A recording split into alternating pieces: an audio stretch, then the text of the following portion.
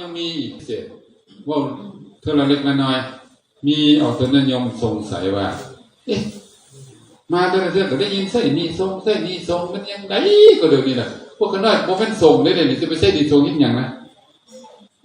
อันนี้เป็นคำที่น่าเอามาว่าเนาะเขาว่าไส้นี่ทรงแสดงว่าเป็นนี่ทรงเป็นนี่ได้ยังไงมูเจ้าถวายทานมูเจ้าวางอะไรสังคัสสะเทมะผู้ขาขอถวายทรงคือไผคือเมื่อนี่ทุกองค์เนี่ยนะเมื่อถวายเป็นของทรงแล้วเนี่ยนะเขาจะเอาไปใส่ส้นโตบ่ได้เห็นบ่ของนักของรวมเหมือนของรวมเนี่ยเอาไปใส่ส้นโตบ่ได้เลยหมายความว่าผู้ใดเอาไปใส่เนี่ยนะเป็นหนี้เลยได้เป็นหนี้ส่งเลยได้เอาใส่คืนเลยตัวเอาไปแล้วไปเฮ็ดเสียตกเหี้ยเสียเอาไปขาดเอาไปยู่ไปกินเอาไปตกเหี้ยเสียเอาไปเฮ็ดขาดเฮ็ดได้ใส่อาตมาก็ยังใส่หนี้ส่งอยู่เนาะกุฏิเขาถวายยังล่ะเขาถวายสงฆ์วัดนี้เขาถวายไผสงฆ์เนี่ยขอถวายวันนี้แก่พระสงฆ์ผู้มาจากที่ทั้งสี่เนี่ยกุฏิก็ถวายสงฆ์ศาลาก็ถวายสงฆ์ทุกอย่างถวายสงฆ์อาตมาก็เป็นผู้มาอาศัยสงฆ์คือฉะนั้นได้เห็นอีหยังตกเหี้ยเสียหายนี่เห็นบ่เวลาผู้นั่งก็ยังได้เอาผ้าปูห้องบ่ยังให้ไปเปื้อนของสงฆ์เห็นบ่เบิ่งให้ดีๆละเอียดกว่านั้นเด้เป็นหยังเป็นโทษเด้บัดนี้เฮาอยู่บ้านอยู่ใกล้วัดอาตมาอีกแม่งคักไปใกล้ชิดติดแท้กับครูบาอาจารย์จังน้อยๆต้นไม้ที่เขาปลูกมันก็ปลูกไว้นี่ปลูกถวายสงฆ์เอาไปกินได้เป็นไงเป็นหนี้สงฆ์แต่น้อยๆมาอาตมาบ่ฮู้โตซะเป็นหนี้แบบบ่ฮู้เลยเขาน้อยคอได้มาขามนะเพิ่นบอกว่าเอาแม่ได้บ่เจ้าว่าได้บ่ยังบ่ได้เด้อันครูบาอาจารย์องค์ใดองค์หนึ่งบอกว่าเอาไปแม่ยังบ่ได้นะต้องเป็นสงฆ์นะจังได้นะแต่ว่าวัดนาดีเฮาดีล่างแล้วเด้อถึงล่างแล้วเด้เนี่ย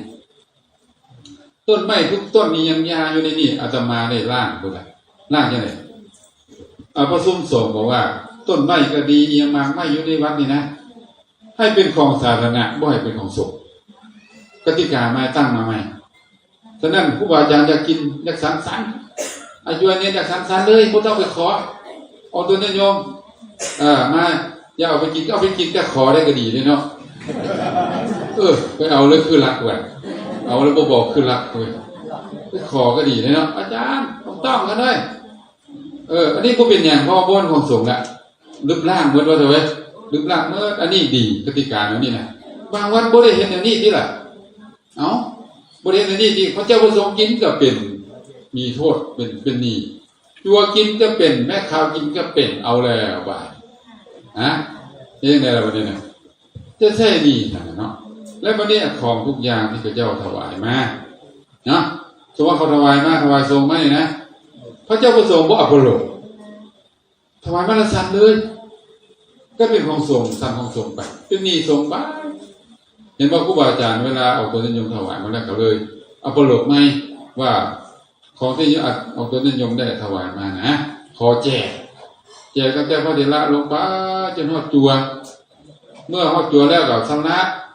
จัวพิจารณาสังละเอาตัวนิยมเอาไปบริโภคไปรับประทานบ่ให้มีโทษมีกรรมแต่ประกาศนะครับพระเจ้าประสงค์ว่าสาธุ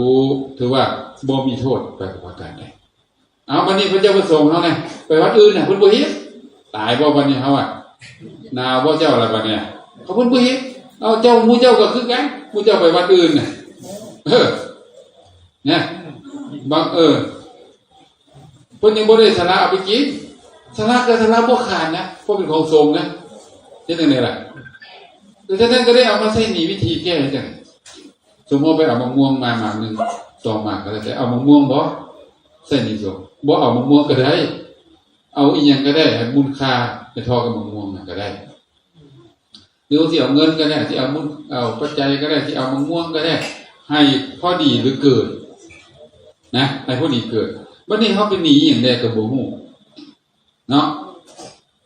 บ่ฮู้เลยว่าเป็นหนี้หยังก็ได้ใช้ไปทยอยใช้ไปบัดนี้เพราะว่ามันหลุดไปเลยเด้เฮาก็ยังใช้อยู่มันเป็นจังได๋มันสิบาปบ่ล่ะถ้าว่าหลุดไปแล้วนะ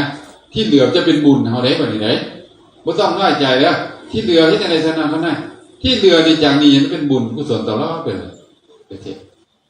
พ ระเจ้าประสงค์ได้มาแล้วก็เอาไปใช้ในกิจสงฆ์คือเก่าหมายว่าท่วมก็บ่เสียแรงก็บ่เสียในแนวนี้นะได้ทั้งขึ้นได้ทั้งรองได้ทั้งใช้ดีสงฆ์เจ้าของพร้อมได้ทั้งบุญกุศลนำที่ไหนฉะนั้นประเพณีแบบนี้เนาะเอาตัวนั้นโยมอาจจะบ่เข้าใจเพราะว่าผู้บาอาจารย์ก็บ่อยากว้าวแล้วมันเข้าโตจังไงแต่อยู่นี่ยากนะครับเขาพวกเขาก็สร้างให้เปิดเผยสิ่งที่ถูกที่ต้องผู้บาอาจารย์ก็ระมัดระวังตกอยู่ที่นี่นะของได้มานี่เอาเข้าห้องกับสร้างไว้แล้วเอามาแจกนะได้ครบแล้วเอามาแจกอันนี้ได้เอาเข้าส่งนี่บ่ได้เอามาใส่นี่ต้องแจกก่อนนี่นะอยู่ที่นี่ค่อนข้างปลอดภัยเซฟตี้อยู่ยกเว้นว่าไปวัดอื่นมาเนาะอันนี้นี่โอ้จักสิว่าจังได๋นี่มนต์อปโลกันเขาก็บ่ฮู้จักเพิ่นบ่ฮู้จักเฮ็ดนี่นะฉะนั้นก็เลยได้มาใส่นี่บัดนี้เขาน้อยไปใส่นี่วัดอื่นได้บ่ล่ะตัวเขาได้ไปเฮ็ดที่อื่นโดนใส่ถ้าวัดใดมีระบบสงฆ์แบบนี้ได้แต่งตั้งเป็นทางการได้อยู่นี่นะบ่แม่นองค์ใดก็สิเป็นเจ้าหน้าที่บ่แม่นเด้เขาไปในซิมบุน่ะองค์นี้เป็นคนมีคุณสมบัติเหมาะสมแต่งตั้งให้เป็นเจ้าหน้าที่สงฆ์แจกของสงฆ์องค์นี้นะเป็นแนวนี้ไหนจังองค์นี้เฮ็ดหน้าที่จังได้ไดเนี่ยองค์อื่นบ่ได้เพราะว่าบ่แม่นเจ้าหน้าที่เห็นบ่วัดอื่นบ่มีเจ้าหน้าที่บ่ได้แต่งตั้งสงฆ์บ่ได้ยอมรับใช่บ่ได้ฉะนั้นก็บ่แม่นว่าโอ้ยเนาะก็จะมาใส่ดีสงฆ์แต่จะวัดบ้านน่ะดีนี่บ่เนาะวัดใดก็ได้ให้มีระบบแบบนี้มีบ่ระบบแบบนี้ให้มีระบบแบบนี้อยู่นี่มีเจ้าหน้าที่เบิดเด้เจ้าหน้าที่เสนาสนะเจ้าหน้าที่แจกผ้าเจ้าหน้าที่แจกของสงฆ์เจ้าหน้าที่กิจนิมนต์มีเบิดมีว่าเจ้าหน้าที่นวกรรมมีเจ้าหน้าที่อยู่ในวินัยมีแบบนี้เขาก็ต้องแต่งตั้งให้ครบจังซี่เห็นบ่ล่ะอันนี้ย่อการศึกษาธรรมเนียมในธรรมวินัยพุทธเจ้าเฮาก็นำมาใช้แบบนี้เนาะฉะนั้นให้เข้าใจเด้อผู้บาอาจารย์ก็เป็นนิสงฆ์ได้จั่วก็เป็นนิสงฆ์ได้ข่าวก็เป็นนิสงฆ์ออกตัวแน่ยมก็เป็นนิสงฆ์ได้คือกันเห็นไหมเมื่อเป็นนิสงฆ์แล้วเฮ็ดจังได๋ใช่นี่จบถ้าบ่ใช่ล่ะเวรกรรมละบ่ใช่นะตายไปแล้วก็ได้ไปซบใช่แล้วโอ้โหบ่แม่นธรรมดาเด้อนี่เด้อเป็นหนี้หยังก็ได้นะเป็นหนี้ธนาคารเป็นหนี้ไผก็บ่เป็นหยังแต่อย่ามาเป็นหนี้สงฆ์ได้สิบอกให้ได้นักได้บ่แม่นคู่เด้นักเลยเด้เดี๋ยวขอยกตัวอย่างเรื่องนึงเนาะให้ฟังก็ยังบ่สวยปานใดดอกก็ใกล้10 โมงแล้วยามันเท่ามือเดียวเนาะเพราะว่ามื้อนี้มีหลายเรื่องที่สำลักซะสางในมื้อนี้ก็เลยได้เว้าหลายเอาว่าวันที่ซะมีพระเถระองค์นึงเป็นผู้ทรงวินัยปฏิบัติธรรมเพิ่นฮู้วินัยดีบัดนี้พอเพิ่นมาหยามพอมาหยามมาเยี่ยมบ่มีแนวให้กินก็เลยเอาเข้าส่งถ้าว่าประมาณโอนึงกิโลนึงเนี่ยเอาไปเฮ็ดอาหารเฮ็ดข้าวให้พ่อกินนะแล้วก็คิดในใจว่าเดี๋ยวก็สิใส่ดอกสิใส่น้ำหลักได้เข้ามามื้อใดสิใส่เอาไปมาแล้วบ่ทานได้เนาะอย่างว่าเพิ่นมีเสี่ยวฮักเสี่ยวแพงเพิ่นองค์นึงเสี่ยวเพิ่นน่ะพระเหมือนกันบัดนี้อยู่ต่อไปต่อมายังบ่ได้ใส่นี่สงตายซับเพิ่นตายป่วยตายแล้วเป็นจังไดล่ะตายแล้วเพิ่นเป็นเพศเด้เป็นเพศบัดนี้มาปรากฏตัวเฮานี่เนาะเป็นพระเป็นผู้ปฏิบัติดีปฏิบัติชอบแต่ประพฤติวินัยหน่อยเดียวนี่นะก็บ่น้อยหรอกวะเฮาแล้วนำมาตายเป็นเพศได้จังไดเนาะเฮาสิพ้นจากความเป็นเพศเนาะบัดนี้เนาะคิดฮอดหมู่ที่เป็นพระกันก็มาปรากฏตัวพระเพิ่นก็เห็นเป็นเพศเนาะเพศมันได้ใส่เจ้าน่ะโอ้เขานั่นก็เป็นหมู่ของท่านนั่นแหละบ้าข่อยบ่มีหมู่เพศเด้ข้าน้อยคือพระองค์นั่นเด้องค์ที่เป็นหมู่ของท่านนั่นเด้บ้าบ่แม่นบ่อย่ามาแอบอ้างแม่หมู่ข่อยเป็นผู้ปฏิบัติดีปฏิบัติชอบถือวินัยดีคือหยังนี่มันเป็นเพศได้ยังไงล่ะฟังข้าน้อยก่อนเด้ข้าน้อยผิดพลาดน่ะบ่น่าผิดน่ะเอาว่าองค์ดูซะข้าน้อยได้เอาข้าวสารของสงฆ์ท่านโอ้นึงหรือว่ากิโลนึงเนี่ยเอาให้พ่อเขาหน่อยไปเฮ็ดกินเขาหน่อยยังบ่ทันได้ใช้อันนี้เขาหน่อยตายโอ้แม่ถ้าเป็นจังซี่บ่สงสัยแล้วให้เขาหน่อยเฮ็ดอันใดบัดให้ไปหาเด้อหาเจ้าพิมพิสารนะ ยังให้เขาน้อยพ้นจากนี้นี่นะข้าวสารกิโลนึงนี่นะต้องใส่ข้าวสารนะใส่เกียร์เต็มเกียร์บ่แม่นอย่าเฝ้ายังบ่ท้อบ่แม่นหลายปานใดจอดตั้งแต่วังพระราชามาฮอดวัดเจ้าว่าจักเล็ดเกียร์เต็มไหนจึงจะสามารถลบหนีตัวนี้ได้จะว่าเฝ้าใส่ตอนที่ยังบ่ทันตายนี่ซะถ้าตายแล้วมันจะเป็นเอาดอกเด้แล้วผู้ใดสิเฮ็ดได้ล่ะก็ระดับพระราชามันน่ะเนาะแม่นบ่ล่ะ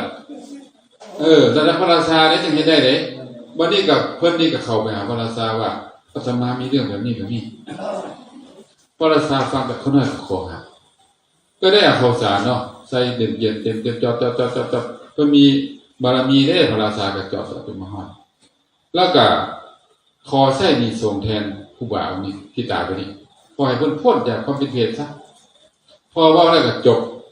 ส่งรจนาเนาะแต่ว่ามีพระราชาใส่นี่ส่งให้เด้อก็ขอให้ผู้บ่าวอาจารย์นี่พ้นจากความเป็นเพศเฮาบ่ใส่นี่เฮาก็ใส่นี่ให้คนอื่นใส่นี่ให้ก็ได้เพราะว่าพ่อแม่เฮาเป็นนี่ส่งเลยนะเฮาใส่นี่แทนเพิ่นก็ได้เนาะจะที่ก็ได้เด้อวันนี้องค์นี้ก็เลยพ้นจากความเป็นเพศไปแล้วก็ไปเกิดอยู่สวรรค์ชั้นฟ้านี่เอาตัวนึงวันนี้นี่บ่มีเงินเฮ็ดจังได๋เพิ่นก็ว่านี่เด้เอาแฮงใส่นี่อย่างพวกแม่ขาวบ่มีเงินเดือนเงินดาวเนาะอนามัยใส่นี่ส่งนะปัดตัดกดนิ้วได้บ่ได้เฮ็ดอาหารการกินใส่นี่ส่งได้บ่ได้เนาะและอีกอย่างนึงพระเจ้าประสงค์ขน้อยบ่มีหยังเฮ็ดหยังบ่เป็นขอเฮ็ดนวกรรมเฮ็ดกุศลเฮ็ดมีหยังตำอะไรหยังนี่นะใส่นี่ส่งได้บ่ได้ในที่สุดสักฟอยเอาไม้ก้านผ้ามาทับฟอยใส่นี่ส่งได้บ่ได้เฮ็ดไปเรื่อยๆได้บ่แม่นต้องเป็นเงินเป็นมูลค่าเด้เอาวัตถุก็ได้ฉะนั้นเนาะเฮาชาวพุทธนะพวกเฮาชาวพุทธเป็นผู้ถึงผู้เบิกบานควรจะรู้เรื่องนี้เด้เรื่องนี้นี่บ่มีผู้ใดเว้าสู่กันฟังง่ายๆเว้าระยะจิตตกคั่นนะเนาะครูบาอาจารย์ก็บ่อยากเว้าอาจารย์ก็คือกันถ้าเขาจะบ่ส่งจดหมายน้อยมานี่ก็บ่เว้าสำหรับนี่นะเนาะแต่ว่าดีได้เว้าเนาะนะดีบ่นี่ดีก็บ่ฮู้เด้เนาะดีก็บ่ฮู้ได้สิบอกให้เด้อฮู้ดีก็บ่ฮู้เฮาเฝ้าแก้ทันเด้เฮาสิบ่เป็นไรปานใดดอกอย่างนั้นโดยเฉพาะคนบ่ค่อยเข้าวัดนะบ่ค่อยเข้าวัดก็อย่าแต่ก็ไปบ้านอื่นไปพ่อไปโมน้ำพี่น้ำน้องอย่าลืมเด้อน่ะมีส่วนเด้น่ะฉะนั้นสำราญนี่ไปเรื่อยๆก็บ่นักบ่หนาดอก